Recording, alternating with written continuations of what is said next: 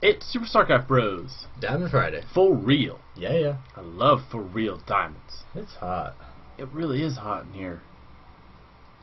We need a bigger office. Cubicle's annoying. Alright, Diamond Friday. End of the week. Whoa, whoa. That was a long week. It's a very long week. Oh boy. Alright, so Iron Sparks, who's playing today on one of my favorite maps, Ohana? This guy. And this guy. No. We have Pikey in the top left corner, our Long of a week, eh? our Red Protest, and Hacker, our Blue Zerg. Yes, and we did do a little bit of background checking on these players. Pikey's Diamond. Pikey is a Diamond and Master level player. Diamond for 1v1 and Masters for team play. Hacker we couldn't spot on the ladder on Battle.net's database, but we do know at least one of these fellows are Diamond, Hope and so. they are playing the Psych Out game. Hope so. If not, oh well. Yeah.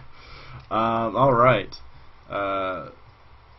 So they're going to continue with the mind games, and if we just take a look at the APM, you can obviously see these two guys are lying. If you're a gold or silver level player, you're usually in the 30s or 40s for APM, and it goes up. If you hit the hundreds, you're definitely a higher level player. And if you hit the thousands, you broke your keyboard. Yeah, if you're in the thousands, you probably live in Korea. So we do have a Forge Fast Expand going down for Pikey, and we can tell he's higher level play because he's decided to use that pylon as part of his wall, which is common for the higher level play on Battle.net right now. I find it very interesting that this he went the extractor first. Oh, it looks like he tried to catch that probe through the mineral line, but that probe does zigzag its way out of the Zerg base, and it looks like he's going to have enough gas for Zergling's speed immediately. Yeah, if he starts mining from it now, it should be pretty good to go as soon as that spawning pool finishes. Yeah, I wonder if he's going for a different timing, or maybe he's kind of didn't cross his mind after he tried to go for that probe. I don't know. And he did finally put him onto that hatchery. Pikey throws down the Nexus right now. And yep. Well, it looks like Hecker might be trying to get that Queen out faster than the Zergling speed. Yeah,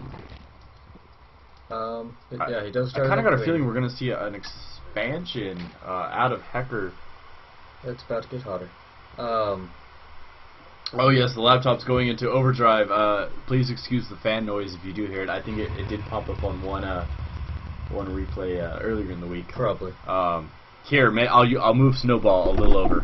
Sorry, sorry guys. That. No noise. We're just moving Snowball.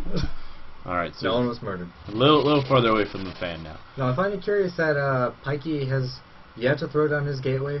There we go. So you know, obviously warp is going to be rather delayed. I like this wall off. It's gonna force, and actually these rocks over here. It takes in consideration the rocks, and it kind of creates a wall from the ramp to the simulator that will eventually go on that Vespine geyser. That's an interesting wall off from Pikey. We do all those lings out, getting ready to take both of those towers, and do the hatchery. Alright, metabolic boost is halfway done. I don't know what these guys are doing. They're hiding. He is going for a very soon, quick third, but he will be able to defend it very well.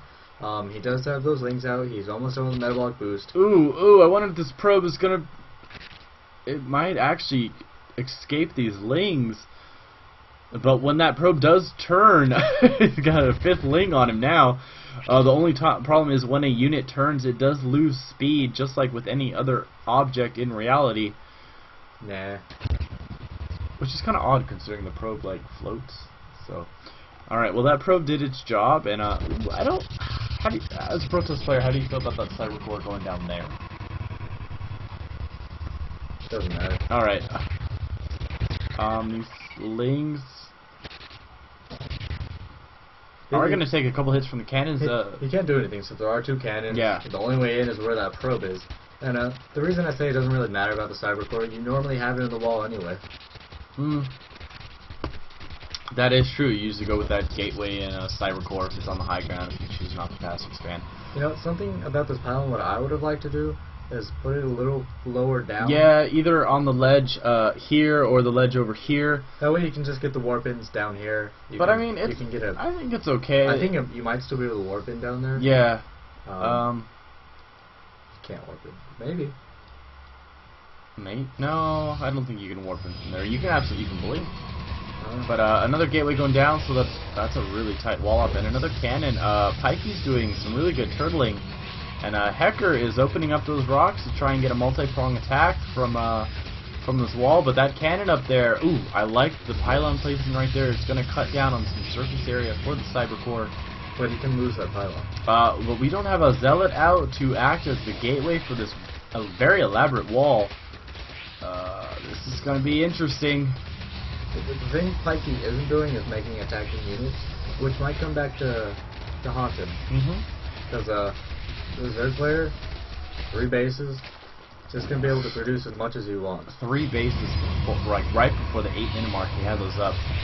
That cannon's going to do some damage to the Lings. Yeah, it did finish in time to protect this pylon. It's very strange. He like you said, he hasn't gone for any attacking units. He's saving those resources for higher tech. The Robo Bay just finished, I believe, in the main, and he's working on just tech. He's got +1 armor working right now. Warp Gate just finished, and he does have an observer. So you know, that's something that I find curious. I know that he Protoss does normally go for that armor against the Terran, because it cuts down on the DPS, but you normally see the attack upgrade first against the Zerg. Oh, we do have a War Prism coming out for Pikey, so we might see some special tactics and some different drops into the base. And we'll finally see some attacking units. And we have some sentries going out, so it might be a sophisticated sentry stalker drop play. Well, I think he only expects there to be 2 base, so if he does get a drop in the first base, he gets sentries over by the ramp, force field it, and he's just able to take out as much as he wants. I mean, and not if he doesn't go for the ramp itself, he could force field the spaces in between the mineral line and trap those drones in and get a lot of worker kills in there. It looks like he's waiting for this Immortal to finish prior, yeah, so he's going to be doing a I wouldn't maybe say quick, but a Mortal Sentry drop. Yeah, because I know Immortal drops have recently been hard for Zergs to handle. I saw that on the forum the other day. Yeah. And it will be 2, although he is momentarily supply blocked. He probably will get those 2 out, probably drop both of them. Both players are sitting on a good amount of minerals right now. Iron Sparks, I got a feeling that he might build up a sizable Protoss Death Ball and might maybe drop behind an initial push to do a multi-pronged attack. I don't know. I still think he's adding on layers to this original wall. Which the only thing that could be bad about this wall is if he ever needs to get back into his base. Yeah, he really only has that one corridor right there next to the second nexus. Say there's mutas, say there's a Nidus, a drop, anything. Yeah, I mean, I don't think there's any overlords nearby to do something like that. But like you are right, if mutas do pop out, and mutas are a devastating unit against Protoss. Mutas are a devastating unit. But we have Hydras on the way. Which I kind of agree with this. Even though he doesn't really know what's going on in the Protoss base, it will be pretty good against this Immortal. Because it does have the high DPS. It'll be pretty good against the army. It's a light unit. It doesn't take extra damage from the Immortal. But we have a lot of tech coming on the way from Hecker. We have Burrow. We have Overlord Speed. We have +1 Carapace and +1 range attack finishing up. And Dial Reconstitution. Yeah, and right now we have the range increase for the Hydra on the way. So we're going a Roach Hydra army with good upgrades before the 13-minute mark. A bunch of spine crawlers have just been thrown down, so he's getting prepared for this death push. 2 Immortals in the army right now for Pikey. This is going to be a good battle.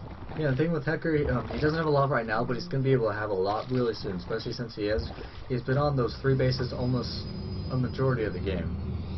And he did decide to use the War Version just as like a forward, like a proxy pylon. I kind of like that, but I think it's good to at least have some physical pylons out there with you. Yeah, I would like. I want to see taken out. I think the War Prism, in order to justify having it, needs to move in behind the army. Those force fields do a little bit, but it's kind of just. It doesn't do much because the Hydras can still hit it. Yeah, and these Hydras on the side actually might do a ton of damage. So you pick off 1 sentry. Ooh, unfortunately, they did walk those in right in front of the army. A bunch of Zealots did warp in, though. It's a pretty good use of the Warp Prism. He's not keeping it back. He's using it right up there just to know how to attack it. There's that Observer, so even Burrow. No, Burrow's going to help. He is going to take this 3rd down. He does burrow all of the drones to try and save them. a little bit of damage is done by broodlings, but it looks like this might be it for Hecker, unless he has a sizable defense at the main. Those spines, though. He does have some of them. They're not athlete plays. Well, I mean, he assumed that Pikey was going to move into the natural. Yeah, he didn't expect him to check a third. That. I mean, would you expect a Zerg player to have a third before the 13-minute mark? Oh, it's so pretty. It's so pretty. Do you see that wall of posting? No, I suddenly turned blind. It's okay, I'll describe it to you. It was just perfect. Even Hacker's going, oh my god, those were amazing. Yeah. I'm not going to rip the cord this time. Oh. Really? You don't say. Oh my god, those... In Thursday game, we talked about, you know, force fields doing their job but not being great. Those were gorgeous. Well, I mean, they all look the same. No. Those were gorgeous. And Hecker, he says, I guess it didn't exactly play well. Anyway, see it. So, I mean, it's not a GG, but it still matters. Oh my god, those forces were awesome. They were very good. I mean, you probably didn't really need them. They were, like, perfectly spaced out and everything. I think it was like... Oh, Pikey? I applaud you. And Hecker, great manners on you, sir. I love seeing that. And, that was a good Friday game. That's a good way to top off the week. Yeah, it was pretty good. I think the only thing we can do better is now if we cast some TLO or some other Masters or Grandmasters game. That has been another week from the Super StarCraft Bros. Leave a comment down below on your favorite game, how you think Pikey and Hecker did today. Maybe you didn't think those were gorgeous force fields. Leave a comment down below. Yeah, tell us what you think. Absolutely. Hit that like button. Share with your buddies and your buddettes who play StarCraft. Really? You had to giggle at that. Favorite the game if you really liked it. Maybe you are a Pikey or Hecker, and I think you should favorite that game because, hey, you were in it. Yeah. Good luck and have fun. Have a great weekend.